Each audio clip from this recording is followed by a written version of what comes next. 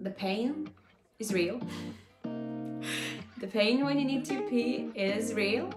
I actually didn't have any discomfort at all. It was more a mental challenge in the beginning. You can also use the pump or hand express some milk if your boob is way too engorged, but you just need to know that you need to be very careful. Today we are diving into everything that you need to know postpartum. I'm a first-time mom. I gave birth about 5 months ago, so just really hope that this information is going to help you. If you're pregnant right now, I just want to say a huge congratulations. This is a really life-changing event for you and your family, and I'm just really happy for you. Once you give birth, you're going to enter the 4th trimester. Some of you might know this, some of you might not, but yes, it is called the 4th trimester, which is basically the first 3 months after you give birth. Sadly, this is the time when you actually get the least amount of support from any health professionals, at least here in the UK. So I just really want to make sure that you have a good knowledge of how you can deal in different situations. I'm not an expert. This is just something that I've been through and I just want to share with you as well. So we're going to start from a literal moment you've just had your baby. What's happening now?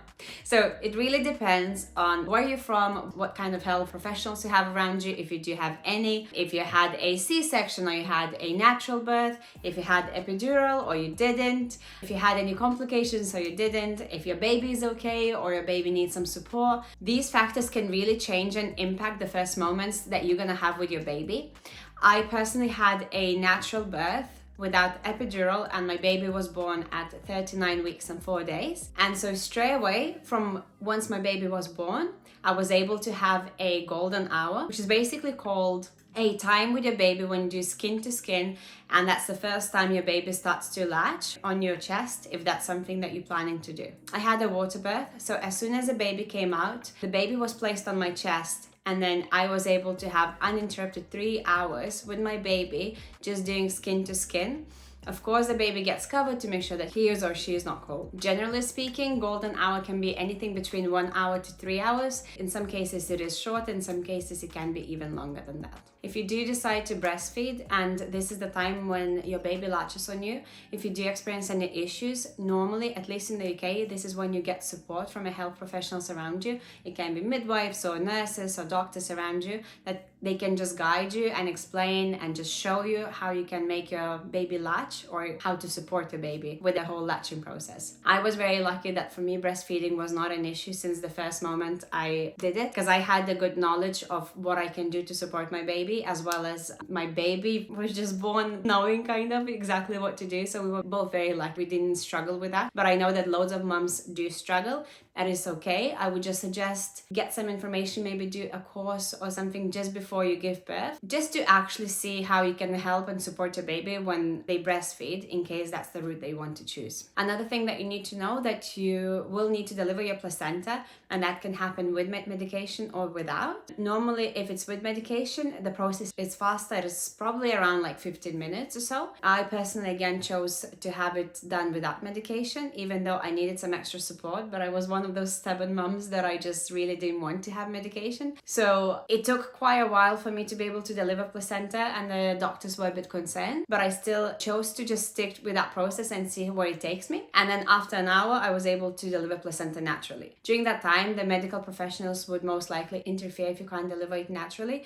So for me, that's what happened. I didn't want medication, but then I kind of needed some help from a doctor at that time, just to press different parts of my stomach to help placenta to come out naturally. Depending if you've had epidural or you didn't, you will still need to go and try to pee within the first 4 hours after giving birth. And this is just for them to make sure that everything works fine and they can actually release you if that's something that they can do and you're ready to go home. As I didn't use any epidural, I was able to walk straight away once the stitches were done. So I went to the bathroom and I tried to pee straight away. I'll be very honest, it is not a pleasant process, but it's something that we all have to do. So just don't be afraid of it. What really helped me was to have my peri bottle with me, so it wasn't as painful during that time. You will most likely have some medical professionals that can help you with anything that you might need.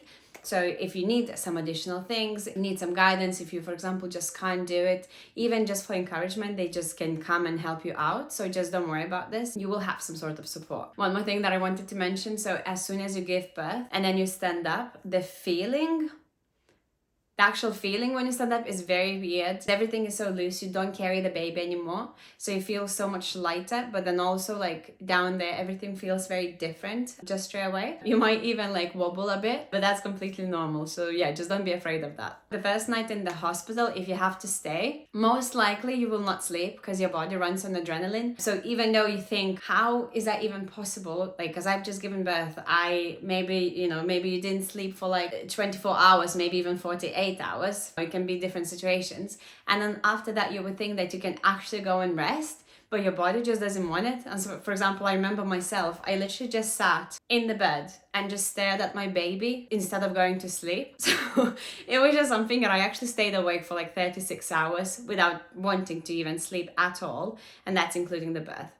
And you physically think that's impossible, but your body is just amazing and what it can do. Most likely, you might experience the same thing. If you do want to sleep, in most cases, you do have some health professionals that they can always help you with anything that you need, even if it's like changing a nappy or something. So if you do want to rest, you can just advise them and just ask for some help if needed. It also depends if you have your partner there, or maybe a friend or mom or somebody else that comes to support you.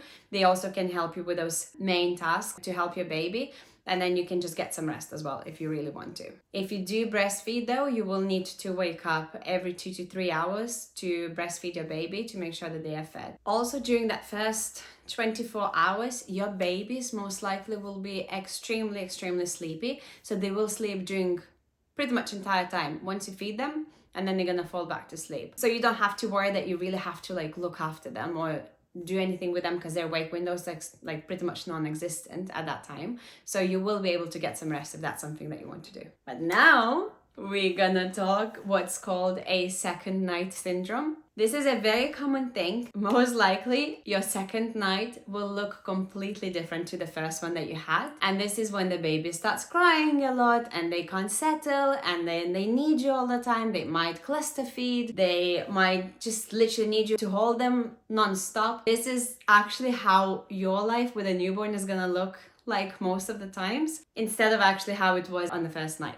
So it is normal, just accept it as a phase during that time and just do anything that you can help yourself and your baby to go through this. The first month you will have a very sleepy baby, which typically will let you have some time for yourself, which you can, if you want, you can use that for either resting or getting some things done. You should be focusing on yourself and self-care during that time. So forget about the chores if you can, forget about anything else because nothing else matters. You need to look after yourself and just really make sure that once you're looked after, your baby will be looked after because you are the most important thing to your baby. So if you do have your partner, husband, just ask them to focus on you and support you, and you'll be able to focus really well on the baby.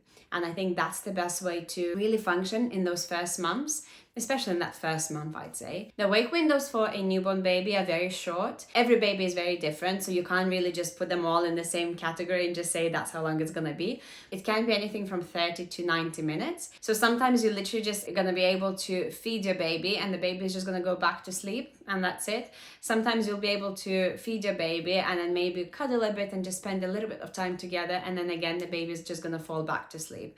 And so that's how your routine is gonna look like for the first months. Once the wake windows become a bit longer, I would then feed my baby, try to read the book, do some tummy time as early as possible, because even though it looks like that the newborn babies are literally physically not able to do that, but believe me, they are.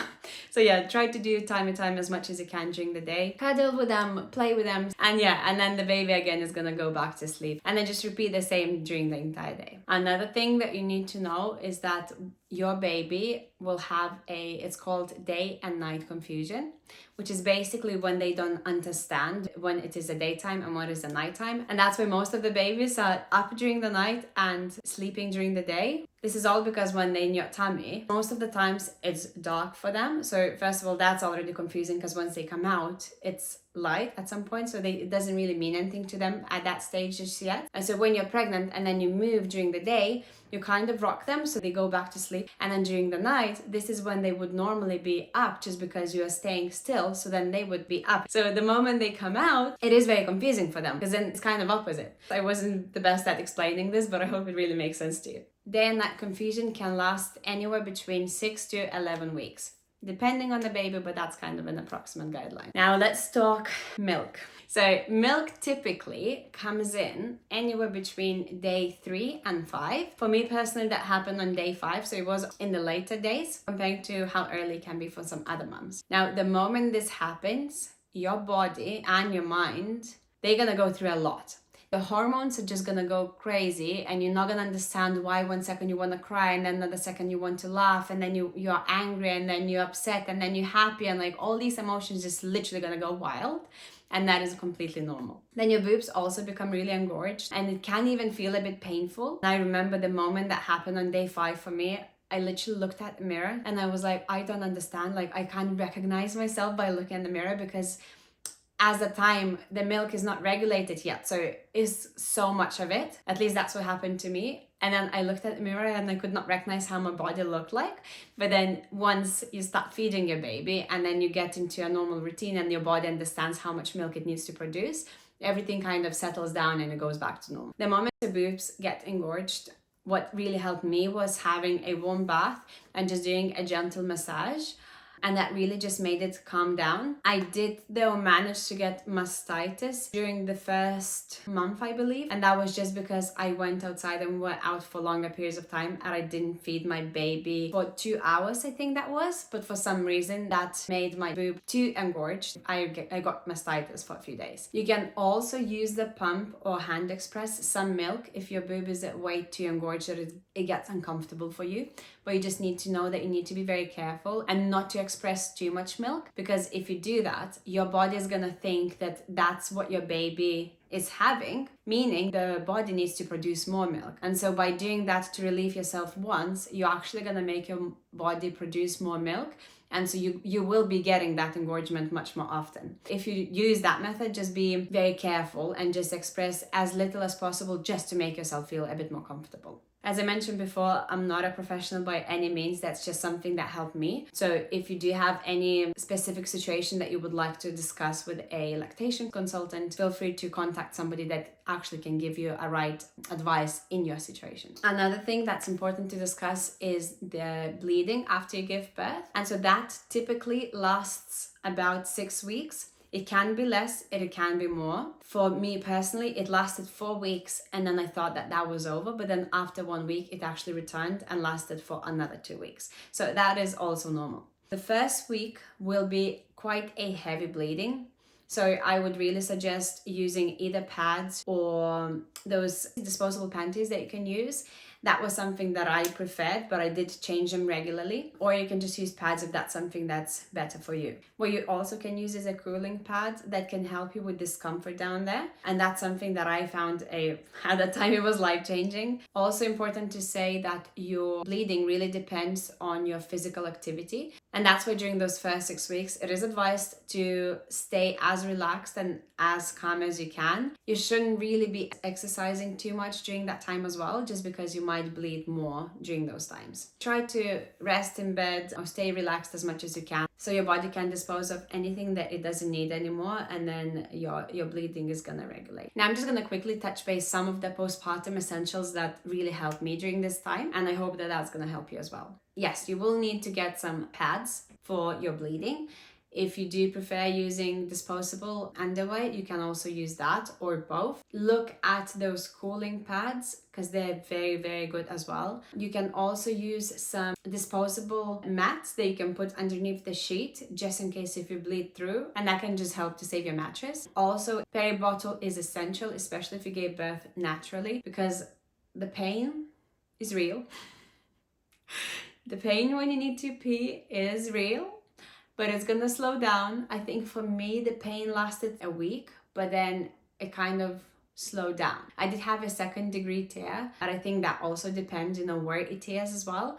If I didn't have a peri-bottle, I really don't even know how I would have been able to go and do my business if I needed to. The peri-bottle was an essential part for me. You can also use, there is a spray that can help to cool your bits down there, and that also helps you to relieve that pain that you experience in the first weeks. Another thing that I want to discuss is a postpartum poop.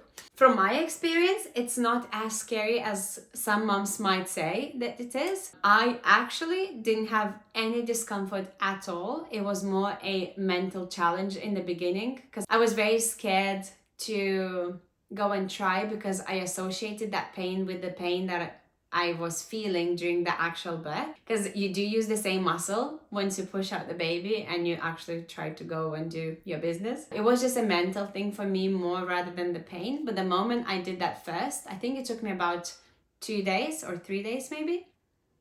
But yeah, the moment I did that, it was like the feeling was gone. Now, of course, it really depends if you tear, how you tear, because if you tear down there on the perineal wall, I think that's how it's called. If you tear there, it might be a bit different. I personally have not experienced that. Also, just to say that you will be constipated, so you really need to hydrate yourself as much as you can. You also may need a stool softener just to help yourself to have that bowel movement when it comes to it. Just remember that happy mom makes a happy baby. So just do anything that you can to look after yourself and ask people to look after you if they can. Accept help if they offer. I am one of those people that I did not want to accept help in general, but I was advised strongly that during that time, just take any help that people offer. And that was the best thing that I could have done for myself and my baby. So be a bit selfish if needed during that time. Remember, you've really got this. It's gonna be some days that's gonna be difficult, some others gonna be a bit more easy, but just take one day at a time, then take one phase at a time, as I say. So your baby will be going through different leaps, so just take that one leap at a time. If during that leap your baby is very fussy, remember that that's gonna end. If your baby is going through a sleep regression, remember that's gonna end. Focus one day at a time. You'll be able to go through this, and it does get easier. I really hope that this information helped to make you feel a bit more relaxed and just know what to expect during this time. Stay strong, and if you have any questions, let me know in the comments down below. I'll be very happy to answer if I know. Also, if there are any other moms that sees those comments and you have gone through a different experience, feel more than welcome to help other moms as well. And I'll see you in the next video. Bye!